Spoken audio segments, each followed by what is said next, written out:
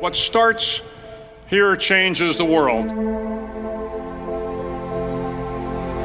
I have a few suggestions that may help you on your way to a better world. And while these lessons were learned during my time in the military, I can assure you that it matters not whether you ever served a day in uniform. It matters not your gender, your ethnic or religious background, your orientation, or your social status. Our struggles in this world are similar, and the lessons to overcome those struggles and to move forward, changing ourselves and changing the world around us, will apply equally to all. So here are the 10 lessons I learned from basic SEAL training that hopefully will be of value to you as you move forward in life. Every morning in SEAL training, my instructors, who at the time were all Vietnam veterans, would show up in my barracks room, and the first thing they'd do was inspect my bed.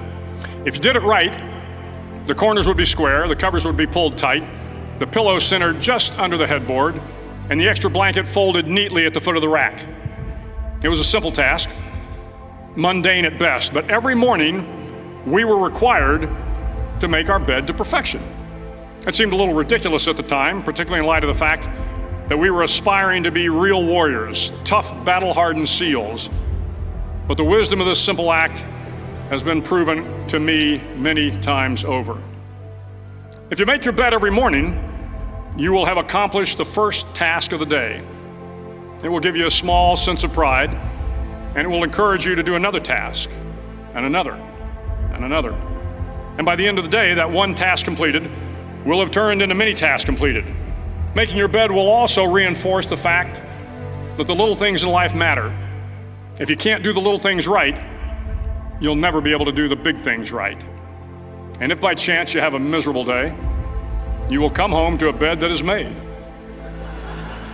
that you made. And a made bed gives you encouragement that tomorrow will be better. So if you want to change the world, start off by making your bed.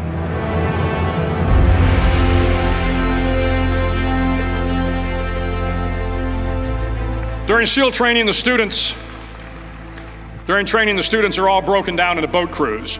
Each crew is 7 students, 3 on each side of a small rubber boat, and 1 coxswain to help guide the dinghy. Every day your boat crew forms up on the beach and is instructed to get through the surf zone and paddle several miles down the coast. In the winter, the surf off San Diego can get to be 8 to 10 feet high, and it is exceedingly difficult to paddle through the plunging surf unless everyone digs in. Every paddle must be synchronized to the stroke count of the coxswain. Everyone must exert equal effort, or the boat will turn against the wave and be unceremoniously dumped back on the beach. For the boat to make it to its destination, everyone must paddle. You can't change the world alone. You will need some help. And to truly get from your starting point to your destination takes friends, colleagues, the goodwill of strangers, and a strong coxswain to guide you. If you want to change the world, find someone to help you paddle. Over a few weeks of difficult training, my SEAL class, which started with 150 men, was down to just 42. There were now 6 boat crews of 7 men each. I was in the boat with the tall guys, but the best boat crew we had was made up of the little guys, the Munchkin crew, we called them. No one was over 5'5". The Munchkin boat crew had 1 American Indian, 1 African American, 1 Polish American, 1 Greek American, 1 Italian American, and 2 tough kids from the Midwest. They out-paddled, outran, and outswam all the other boat crews. The big men in the other boat crews would always make good-natured fun of the tiny little flippers the Munchkins put on their tiny little feet prior to every swim. But somehow these little guys from every corner of the nation and the world always had the last laugh, swimming faster than everyone and reaching the shore long before the rest of us.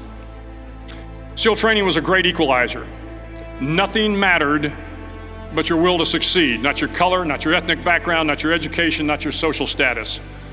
If you want to change the world, measure a person by the size of their heart, not by the size of their flippers. Several times a week, the instructors would line up the class and do a uniform inspection. It was exceptionally thorough.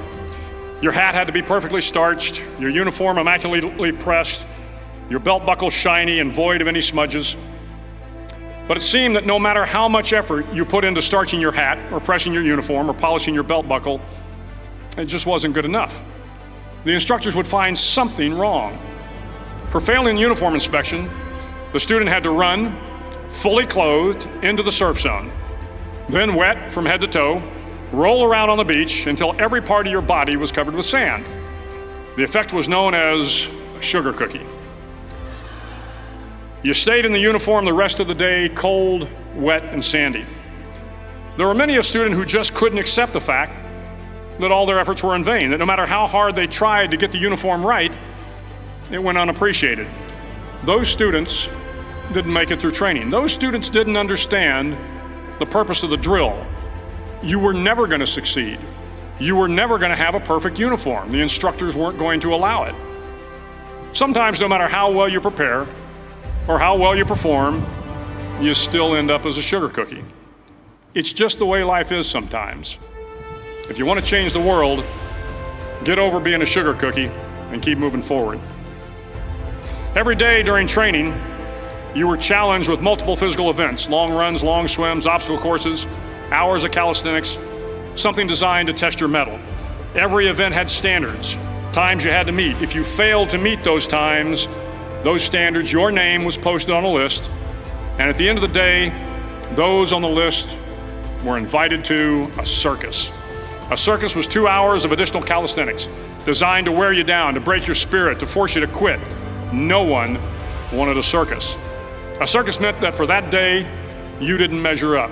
A circus meant more fatigue, and more fatigue meant that the following day would be more difficult and more circuses were likely. But at some time during SEAL training, everyone made the circus list.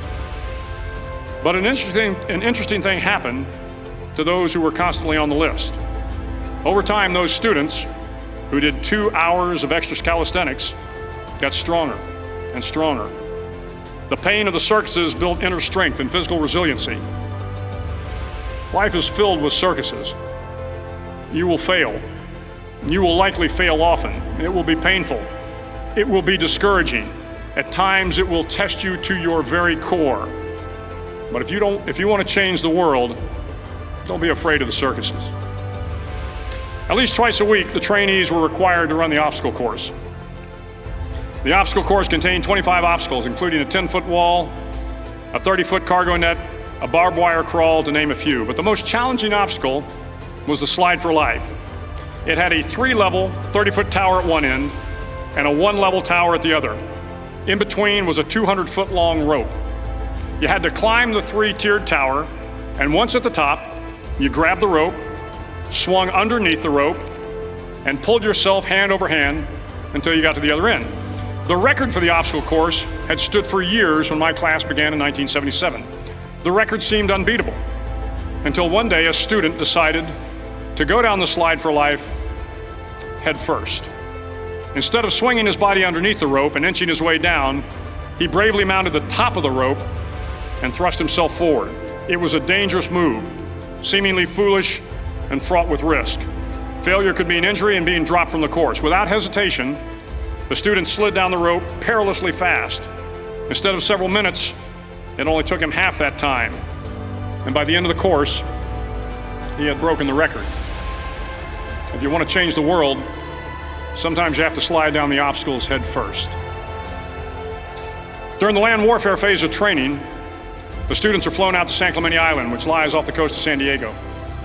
The waters off San Clemente are a breeding ground for the great white sharks. To pass SEAL training, there are a series of long swims that must be completed. One is the night swim. Before the swim, the instructors joyfully brief the students on all the species of sharks that inhabit the waters off San Clemente. They assure you, however, that no student has ever been eaten by a shark, at least not that they can remember.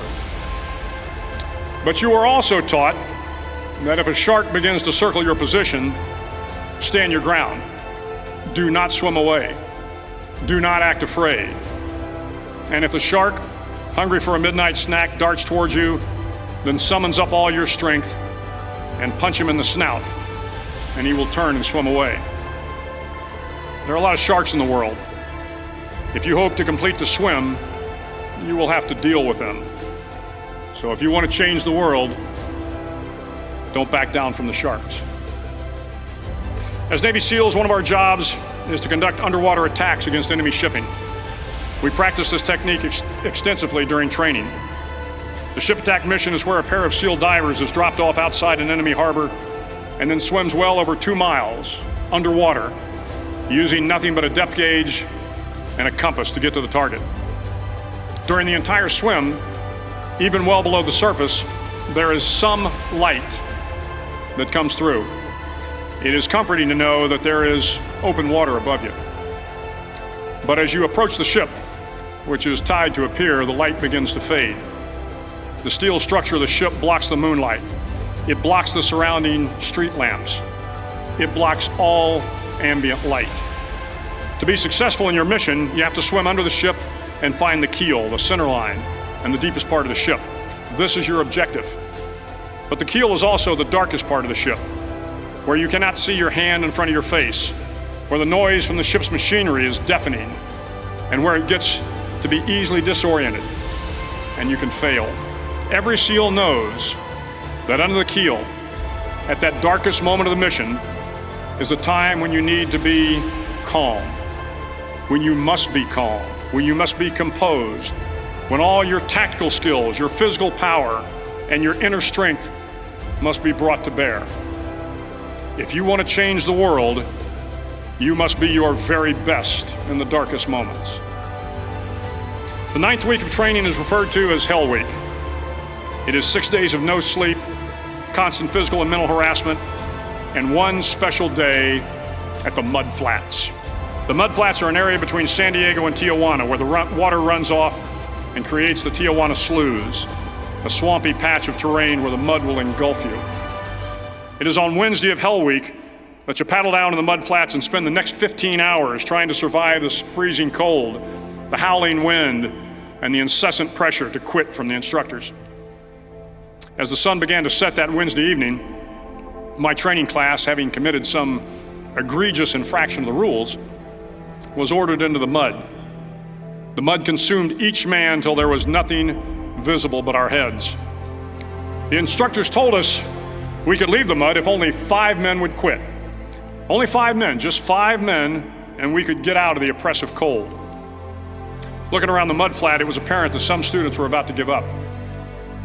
It was still over 8 hours till the sun came up. 8 more hours of bone-chilling cold. The chattering teeth and the shivering moans of the trainees were so loud, it was hard to hear anything. And then one voice began to echo through the night. One voice raised in song. The song was terribly out of tune, but sung with great enthusiasm. One voice became 2, and 2 became 3, and before long, everyone in the class was singing. The instructors threatened us with more time in the mud if we kept up the singing, but the singing persisted. And somehow the mud seemed a little warmer, and the wind a little tamer, and the dawn not so far away. If I have learned anything in my time traveling the world, it is the power of hope. The power of one person, a Washington, a Lincoln, King, Mandela, and even a young girl from Pakistan, Malala. One person can change the world by giving people hope. So if you want to change the world, start singing when you're up to your neck in mud. Finally, in SEAL training, there's a bell. A brass bell that hangs in the center of the compound for all the students to see. All you have to do to quit is ring the bell. Ring the bell, and you no longer have to wake up at 5 o'clock. Ring the bell, and you no longer have to be in the freezing cold swims. Ring the bell, and you no longer have to do the runs, the obstacle course, the PT, and you no longer have to endure the hardships of training. All you have to do is ring the bell to get out. If you want to change the world, don't ever ring the bell. It will not be easy. Start each day with a task completed. Find someone to help you through life. Respect everyone. Know that life is not fair and that you will fail often. But if you take some risks, step up when the times are the toughest, face down the bullies, lift up the downtrodden, and never ever give up, if you do these things, the next generation and the generations that follow will live in a world far better than the one we have today. And what started here will indeed have changed the world for the better. Thank you very much